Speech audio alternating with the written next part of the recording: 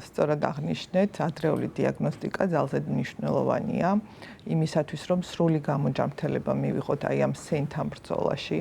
როგორც აღნიშნეთ, ოქტომბერი ძუძუს კიბოს შესახებ ცნობიერების ამაღლებისთვია და ჩვენმა ორგანიზაციამ ევროპადონა საქართველოს გუშინ ესეთი მოვაწყეთ ესეთი ღონისძიება თავისუფლების მოედანზე ვარდისფერი ბუშტებით გზავნილი გავაკეთეთ სამყაროსთან.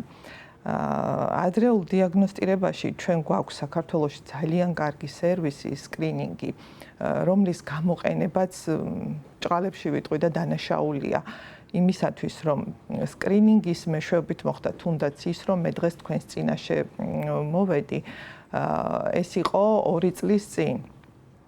ჩვეულებრივ რეგულარულ სკრინინგზე 40 წლის შემდეგ დავდიოდი და ერთხელაც აღმოჩნდა ის, რასაც არ ველოდი. აი ეს აღმოჩენილი კვანძი მე ეტაპები გადის ხოლმე, სანამდე დიაგნოსტირება მოხდება და სამწუხაროა ის, რომ აი ამ შუა პერიოდს სახელმწიფო არ გვიფინანსებს. რამდენადაც ფუფუნება არის სკრინინგი საქართველოს მოსახლეობისთვის. ცოტა დისკომფორტია ის, რომ სანამ დიაგნოზს დაგვისვამენ და გავიგებთ რა არის საბოლოოდ, იმიტომ რომ ძუძუს კიბოს აქვს სხვადასხვა სახეობები, ესე ვთქვათ, და რაღაც ეტაპები გვჭირდება. რაზეც ახლა ჩვენი ორგანიზაცია იბრძვის, ესე ვთქვათ, რომ აი ეს შუა პერიოდი, შუა კვლევებიც იყოს დაფინანსებული და აბსოლუტურად სრული სერვისი იქნება ქალბატონებისთვის, რომ აღმოჩენიდან დიაგნოსტირებამდე კვლევები, შემდეგ უკვე მკურნალობა, რომელიც უკვე თითქმის 2 წელია სრულიად ფინანსდება, ანუ ქიმიოთერაპიის კურსი სრულიად ფინანსდება და აი ამ პერიოდში შემავალი კვლევები. და რა თქმა უნდა იძლევა ეს ძალიან დიდ შანსს გამოჯანმრთელების პროცენტულობით რომ ვიმსჯელოთ დაახლოებით ალბათ 98% არის გამოჯანმრთელების შანსი. ექიმები ამბობენ, რომ ძალიან გაახალგაზრდავდა ეს დაავადება. აი არსებობს ამის რაღაც თუნდაც არაოფიციალური სტატისტიკა და ეს სკრინინგი რო ახსენეთ, რამდენად სარგებლობს საქართველოს მოსახლეობა მათ შორის, როგორც დედაქალაქში, ისე რეგიონებში ამ შესაძლებლობით. მოგახსენებთ, იცით რა ხდება, ნამდვილად გაახალგაზრდავდა, სტატისტიკურად არ ვიცი, ვერ გეტყვით და პროცენტულად რამდენია, მაგრამ იმას, რასაც ჩემს გარშემო ვხედავ, იმიტომ რომ ჩვენი ორგანიზაციის გოგოები ძალიან ბევრნი ვართ და ნამდვილად გაახალგაზრდებული არის 30 წლამდე ასაკის ქალბატონებში 30 წლის ზემოთ, როცა სკრინინგი 40 წელს ზემოთ არის, ეს გარანტია იმისა, რომ ადრეულ სტადიაზე მივასწროთ, მაგრამ სამწუხაროდ არის ესეთი შემთხვევებიც, რომ 40 წლამდე ასაკშიც უკვე პროგრესირებულია. იცით რა არის, მე ვფიქრობ, რომ მაინც და მაინც მოსახლეობა არ არის ესე როგორ გითხრათ, ვერ იყენებს სათანადოდ აი ამ სერვისს, სკრინინგის სერვისს. ალბათ სწორედ ის, რომ ცნობიერების ამაღლება არის საჭირო, რასაც ვცდილობთ, ვემსახურებით, მაგრამ როგორც ჩანს არ არის საკმარისი. ან მათ აქვთ ინფორმაცია იმის თაობაზე, რომ ეს არის უფასო? რა თქმა უნდა, იმიტომ რომ ამისი რეკლამები კეთდება ხო ტელევიზიით, ოქტომბერში მით უმეტეს ძალიან ხშირად გადაიცემა ამის შესახებ, რომ ეს ყველაფერი არის 100%-ით დაფინანსებული, მაგრამ ადამიანებს უნდა ქონდეთ რაღაც შინაგანად ეს, რომ მოწესრიგებული, რომ აი მჭირდება თუ არ მჭირდება, როცა მეკუთვნის, მივიდე და გამოვიყენო, რაც თუნდაც ჩემ შემთხვევაში იყო. აბსოლუტურად არ მქონდა მე არანაირი სიმპტომი, მაგრამ ის, რომ 40 წლის ზემოთ მეკუთვნოდა სკრინინგი, ვიყენებდი დიდი სიამოვნებითაც, ესე ვთქვათ, იმიტომ რომ სიმშვიდე მქონდა ამის შემდეგ. რომ ვიცოდი, რომ თქვათ 1 წლის განმავლობაში მე უკვე არაფერი არ მემუქრებოდა ამ ხრივ. და სწორედ ამის დამსახურება იყო განმეორდები, რომ ადრეულ სტადიაზე აღმოვაჩინე. თუმცა მინდა გითხრათ, რომ აი ეს დროში გაწელილი კვლევები იმდენად ჩემ შემთხვევაში არ აღმოჩნდა სახარბიელო, იმიტომ რომ ძალიან სწრაფად გავრცელებადი იყო, როგორც მოგახსენეთ, რამდენიმე სახეობა არსებობს ძუძუს კიბოსი და სწრაფად გავრცელებადი იყო და სამწუხაროდ დამჭირდა მკურნალობის ყველა ეტაპი, რაც ძუძუს კიბოს შემთხვევაში. აი გახანგრძლივებულში ქალბატონმა არის ასკოლის ყო და აი დაახლოებით თვეების საკითხი არის ეს ჩაშლილი კვლევა. რა არის ამ დროს ძალიან მნიშვნელოვანია, მოდი ესე ვთქვა, სწორად შერჩეული ექიმიც. თუ მოხდი იქ, სადაც ნამდვილად გულისყურით მოусმენენ შენს პრობლემას და გულთან ახლოს მიიტანენ და ყველაფერი თავის ეტაპებს გაივლის თავის დროზე, ხო? ეს დროში არ გახანგრძლივდება, მაგრამ ნუ ჩემთან ცოტა სხვა რაღაცა იყო. დროში გამეწელა, ესე ვთქვათ, იყო 2 არასწორად ჩატარებული ქორბიოპსია.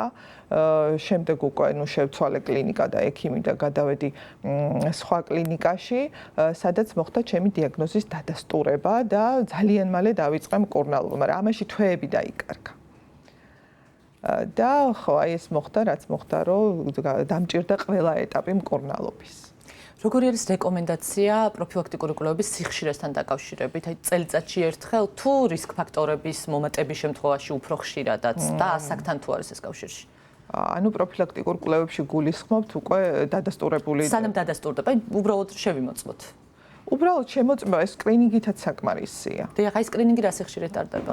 40 წლის ზემოთ ტარდება წელიწადში ერთხელ თუ არ ვწდები, ზუსტად არ მახსოვს, მაგრამ როდესაც რაღაცა პრობლემა აღმოჩნდება, უკვე 6 თვეში ერთხელ გვიბარებენ ხოლმე. კი, იმიტომ რომ ეს სახეცვლილებას განიცდის დაახლოებით 9 წელში. ქალბატონო მარი, ძალიან მძიმე მოსასმენია ხოლმე ხშირ შემთხვევაში ძუძუს კიბოს დიაგნოზი ქალისთვის და აი ფსიქოლოგიური ზიანი და გააზრება აი ამ პრობლემის კიდევ უფრო ამძიმებს ალბათ მოცემულობას. აი რა სახის მხარდაჭერა სჭირდება, თან პირადი გამოცდილება გაქვთ ქალს აი ამ შემთხვევაში ფსიქოლოგიური ფაქტორი, ფსიქოლოგიურ მხარდაჭერას გულისხმობ, რა სჭირდება ყველაზე მეტად იმისთვის, რომ თავი უკეთ იგრძნოს და გაუმკლავდეს ამ დაავადებას. მოგახსენებთ, დიახ, ეს არის დაავადება, რომელსაც სჭირდება განწყობა. დიახ. ფსიქოლოგიური დახმარება აუცილებელია, იმიტომ რომ განწყობას აქვს ძალიან დიდი მნიშვნელობა.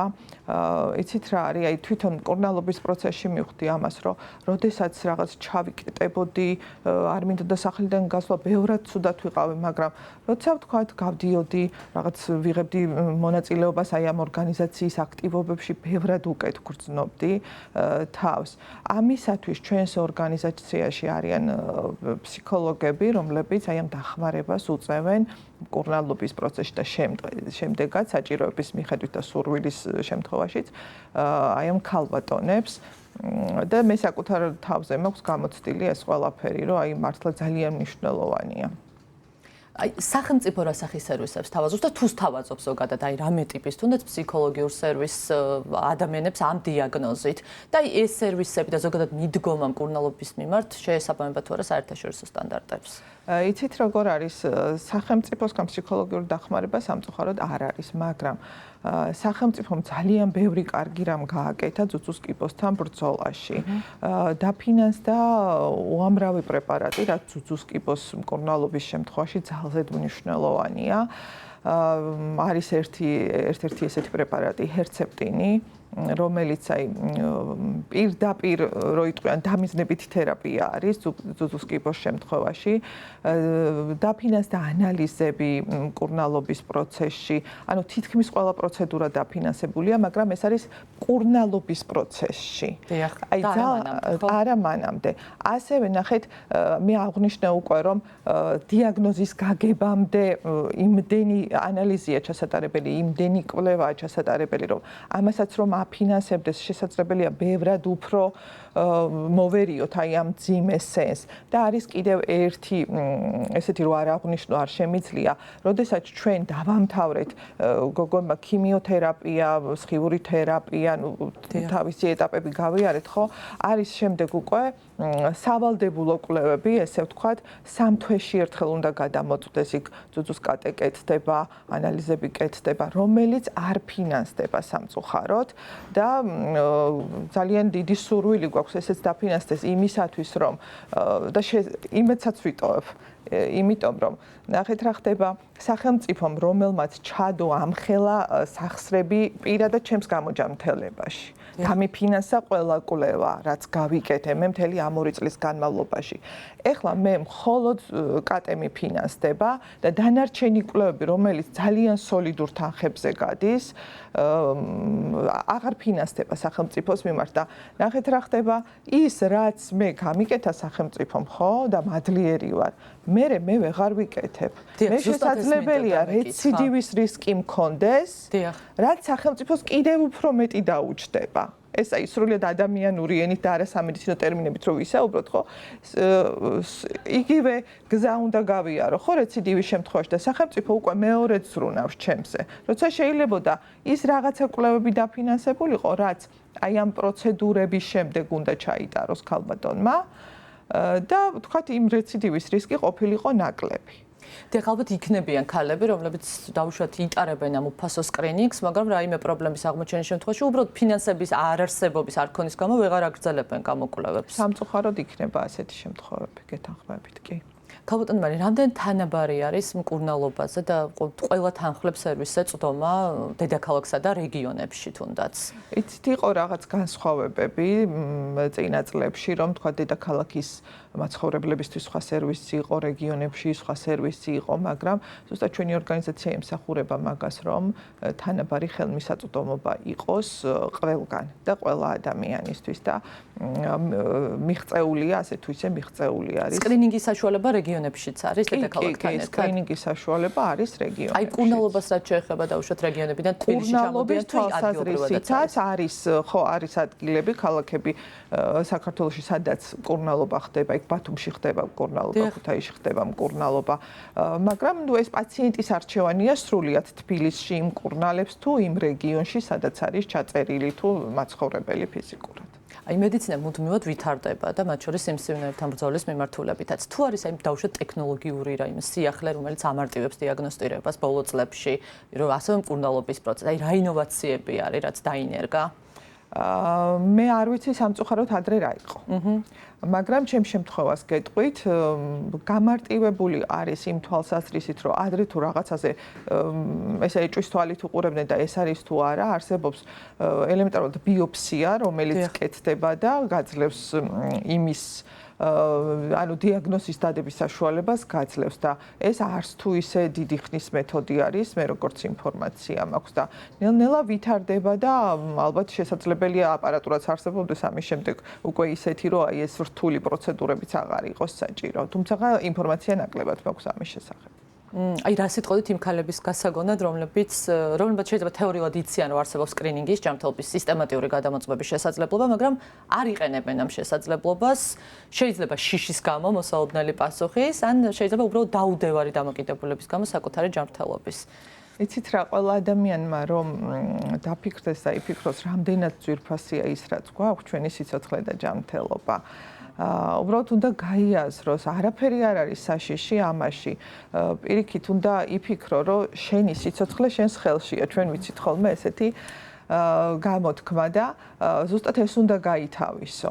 ის, რასაც შენ საკუთარი თავისთვის გააკეთებ, აი ამ ერთი პატარა შემოწმებით, ხო? ვერავინ და ვერაფერი ვერ გაგიკეთებს და შენი სიცოცხლე მართლაც რომ შენს ხელშია და მინდა უთხრა ყველას თქვენს მაყურებელს და თქვენს რომ კიბო განაჩენი არ არის. და ამის მაგალითი მე დღეს აქვარ.